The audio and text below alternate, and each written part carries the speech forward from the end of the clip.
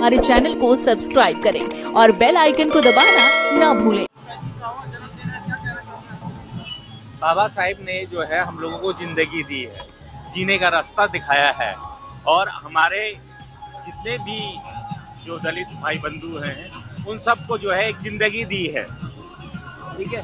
और उनका जो है जो उपकार है हम भुला नहीं सकते हैं और उन्हीं के कदमों पर चलते हुए जो है हम जो है अपने आने वाले बच्चों को जो है शिक्षा देना चाहते हैं कि वो शिक्षित बने और शिक्षा के अलावा और कोई रास्ता नहीं है कि आगे बढ़ने का। अंधकार, अंधविश्वास, इन सब को छोड़ करके हमने आगे बढ़ना है, शिक्षित होना है, संगठित होना है और संघर्ष करना है। प्रोफेसर राल्स ने कहा है, किसी जंजीर की मजबूती इस बात में है कि उसकी सबसे कमजोर कड़ी कितनी मजबूत है। भारत राष्ट्र एक राष्ट्र तब होगा, एक सशक्त राष्ट्र तब होगा जब उसका सबसे कमजोर कड़ी एक मजबूत होगा। बाबा साहब उस कमजोर कड़ी को मजबूत करने में अपना जीवन समर्पित कर दिए।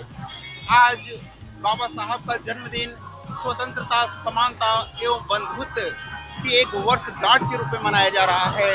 आज बाबा साहब का जन्मदिन भारत के संवैधानिक भारत के निर्माण में लोकतांत्रिक जीवन मूल्यों के एक स्थापत्य कार्य के रूप में मनाया जा रहा है।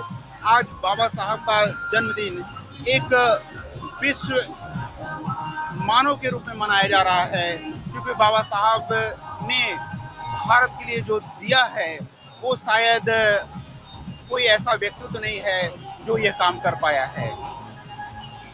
बाबा साहब को सामान्यतः लोग जो है कुछ लिमिट में बांध के रखा, जैसे कुछ लोगों ने कहा दलितों के मसीहा। मैं इस बात से एकदम इग्नोर करता हूं। बाबा साहब दलितों के मसीहा थे। हाँ, बाबा साहब वंचितों के मसीहा थे। बाबा साहब स्वतंत्रता, समानता एवं बंधुत्व में विश्वास करने वाले लोगों के लिए उनके मसीहा थे। बाबा साहब एक लोकतांत्रिक जीवन मूल्यों की परंपरा में विश्वास करने वाले लोगों के लिए थे। बाबा साहब अम्बेडकर की 133वां जन्मदिन कैसा लग रहा है? हमें तो बहुत बढ़िया लग रहा है।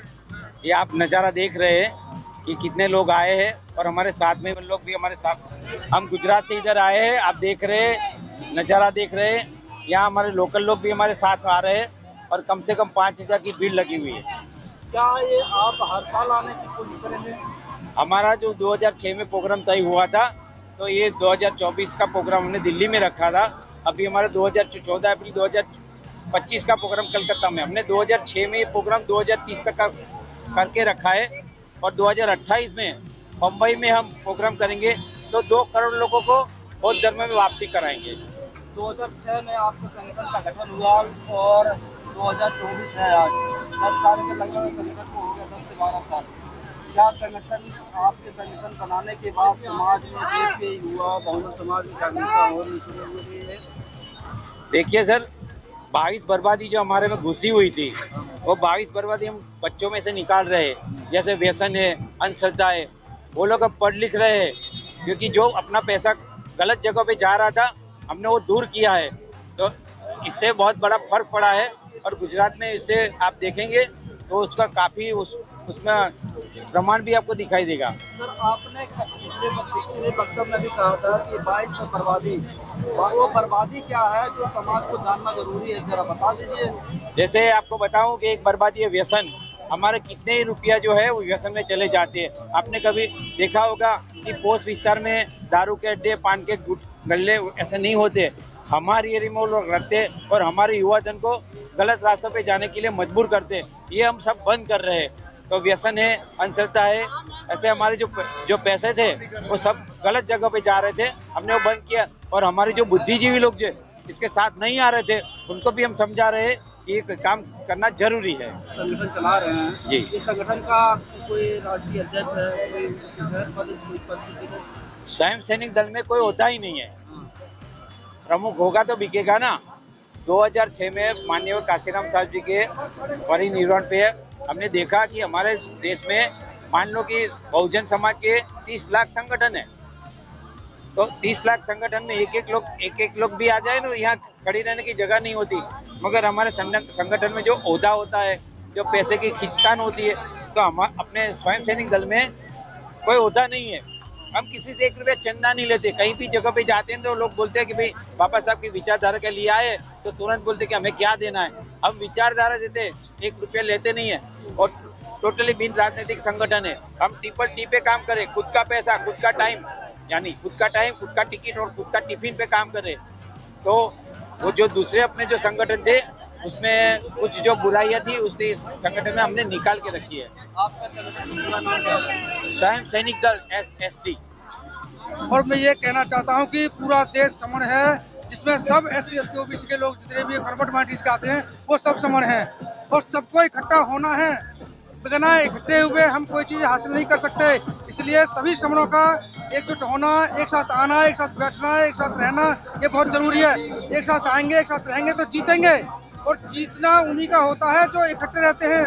ये प्रकृति का पुराना नियम है, जो लोग इकट्ठे रहते हैं वो जीते हैं, और जो टुकड़ों में रहते हैं वो पिटते भी हैं, कुटते भी हैं और लुटते भी हैं। सिर्फ एक बात कहना चाहता हूँ, बाबा साहब ने बताया हमारी जो संस्कृति है वो सम है, और जो हमारे विपरीत है उनकी संस्कृति वम है, यानी हम समण हैं और वो वमण है।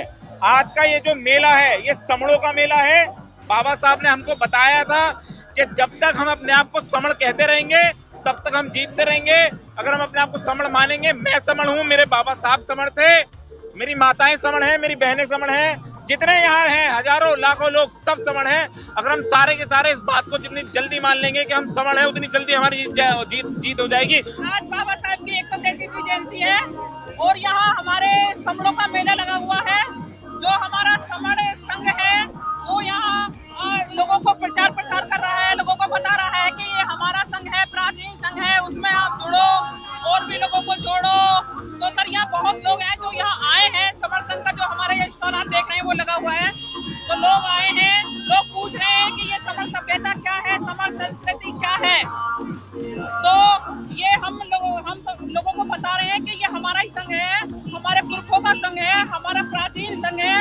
इसमें जितनी जल्दी आप आ जाएंगे, जितनी जल्दी आप जुड़ जाएंगे, उतनी जल्दी हमारी जीत हो जाएगी। लोगों ने पूरी खाई, हलवा खाया, मजे किए, चले गए, पर अधिकार नहीं बचते। पूरी हलवा खाने से, मेले में आने से, यहाँ 160 प्रकार के अलग अलग संगठन है, सब अलग अलग हैं और ये हर साल अलग अलग रहते हैं। 13 तारीख की रात को इनमें जूता पत्रम होती है, 12 तारीख को जूता पत्रम होती है, और ये अलग अलग आए, अलग अलग चले जाएंगे, ये इकट्ठे नहीं बैठते। इसमें एक एक दफ्तर के 3-3 स्टॉल लगे हुए हैं। इसमें सिर्फ लोगों को पूरी हलवा खिला के और उनको अपनी तरफ करने का साधन है, बाकी अधिकार नहीं बचते।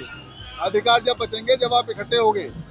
पूरी हलवा से अधिकार बचते होते तो 70 साल में बहुत खाई, भिखारियों की तरह बच जाते। मैं ये नहीं कहता कि मेले में आए खाना नहीं खाया, पर कम से कम इकट्ठे तो रहो, एक साथ तो रहो। 14 अप्रैल जयंती मनाते हो, उस आदमी की बात तो मानो जिसकी जयंती मनाते हो। संगठित तो हो जाओ, इकट्ठे तो हो जाओ, ना खत्म हो जाओगे। सर, जो समाज कभी दबा पिछड़ा समाज था, जो घर से कभी निकलता नहीं था, आज बाबा साहब का जन्मदिन मना रहा है, तो आपको क्या लगता है कि आपका विचार गलत है, जानकारी आधी है। हमारे मेले जितने भी भारत में है, कुंभ से लेके और छोटे छोटे मेले, वो सब हमारे हैं। वमों की कोई कल्चर नहीं है और कोई मेला नहीं है, सब समणों का है। अपने दिमाग को साफ कर लो, ये सब उत्सव मेले हमारे हैं। भारत में जितने मेले हैं वो समणों के हैं। हमारा समाज खूब निकलता है, पर हमारे नेताओं ने समाज को तोड़ दिया। ये जितने भी यहाँ टेंट लग रहे हैं ये सब नेता हैं, और ये कभी इकट्ठे बैठ के चाय नहीं पीते। आप भी पत्रकार हो, कभी देख लो, पूरे को दिखा दो अगर कभी इकट्ठे बैठे हो तो। इस अवसर पर हम ये कहेंगे कि हम दिल्ली पुलिस में थानेदार बने थे, रिटायर हैं, 10 साल हो गए। अगर बाबा साहब न होते तो हम थानेदार न होते और न हम इस साल पढ़ते। हम तो बाबा साहब के अग्रणी हैं। अगर जो बाबा साहब ने हमें दिया है, अपने 3-4 बच्चों को कुर्बान करके अपने बच्चों के दिया। बाबा साहब ने कहा था अगर मैं एक बच्चे को देखूं या अपने करोड़ों बच्चों को देखूं, तो आज हम बाबा साहब के बच्चे हैं, हम बाबा साहब का अगर उतार ही नहीं सकते हैं। 3 करोड़ लोगों के लिए बाबा साहब ने कुर्बानियाँ दिया अपने 4 बच्चों का। क्या वो समाज आज के डेट में बाबा साहब की बात मान रहा है, बाबा साहब की बताए हुए रास्ते चल रहा है? कुछ चल रहा है, बाकी ज्यादातर नहीं चल रहा। कुछ चल रहा है। विकल्प क्या है इसके लिए? यही विकल्प है। अब तो ओबीसी में वो SC ST OBC भी बहुत धर्म में आने लगे। बहुत धर्म का मतलब है बाबा साहब। क्यों? बाबा साहब न होते तो हम बौद्ध धर्म के दर्शन भी नहीं कर पाते। बाबा साहब ने हमें एक जाते जाते ऐसा रास्ता दे गए जिससे हमारा जीवन सुखी है। और हम बुद्ध पूर्णिमा पे बौद्ध गया में 3 दिन का फ्री लंगर लगाते हैं। किसी का नाम नहीं, किसी का बैनर नहीं, किसी की खुशी, ऑल इंडिया भिक्षु संघ में भोजन दान होता है। बाबा साहब के दिए आरक्षण का लाभ सभी लोग ले रहे हैं, जो जिनको नौकरियां मिल गई है, जो डॉक्टर, इंजीनियर, वकील बन गए हैं, बाबा साहब को भूल चुके हैं। अगर उनसे पूछा जाए तो कहते हैं हमें राजनीति नहीं करनी है, बाबा साहब हमें बाबा साहब कहते हो, हम भी बाबा साहब को मानते हैं, लेकिन किसी समाज के एक भी बच्चे को भी वो जागरूक नहीं करते, एक बच्चे की बात नहीं करते हैं। तो ऐसे लोगों को क्या कहना? देखिए, इसमें तो सबसे पहले ना जिन्होंने रिजर्वेशन का लाभ ले लिया, अब उनको रिजर्वेशन का लाभ छोड़ना पड़ेगा अपने बाकी लोगों के लिए। जब तक नहीं छोड़ेंगे तब तक कुछ नहीं होने वाला। मेरे फादर ने रिजर्वेशन से नौकरी ली, मैंने नहीं ली, मैंने छोड़ दिया। मैंने अपनी बेटी का नहीं बनाया, अपने बच्चों का मैंने रिजर्वेशन सर्टिफिकेट नहीं बनवाए, और मैं उनको जनरल से फाइट कराता हूँ, ठीक है ना। तो जिन्होंने लाभ ले लिया, अब उनके बच्चों को वो लाभ छोड़ने पड़ेंगे। अगर नहीं छोड़ोगे तो हमारे जो बाकी के जिन लोगों को वाकई में रिजर्वेशन की ज़रूरत है वो नहीं ले पाएंगे। अब डॉक्टर का बेटा तो डॉक्टर बन गया, लेकिन उस किसान का बेटा कब डॉक्टर बनेगा? इसलिए अब हमारे पास एक अब सोचना पड़ेगा कि रिजर्वेशन किसको लेना है, किसको नहीं। और सही मायने में जो सक्षम है, डॉक्टर के बेटे को रिजर्वेशन का हक नहीं है और उसको रिजर्वेशन नहीं लेना चाहिए। अपने बाकी लोगों को और साथियों के लिए रिजर्वेशन छोड़ देना चाहिए। हमारे चैनल को सब्सक्राइब करें और बेल आइकन को दबाना ना भूलें।